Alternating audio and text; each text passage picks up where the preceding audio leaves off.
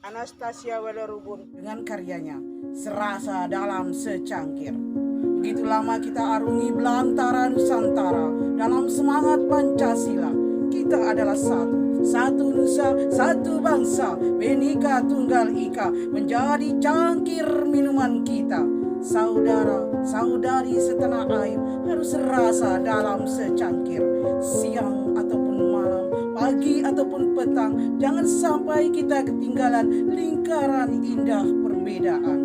Di bawah tiang merah putih, bersama saling menghormati, biarkan sang saka terus berkibar pada semangat yang hendak memudar. Karena kita sudah merdeka, karena kita bangsa merdeka. Karena itu, mari kita kecapi minuman kebinekaan, minuman cinta persaudaraan, minuman cinta persatuan dalam secangkir yang tak akan terpecahkan.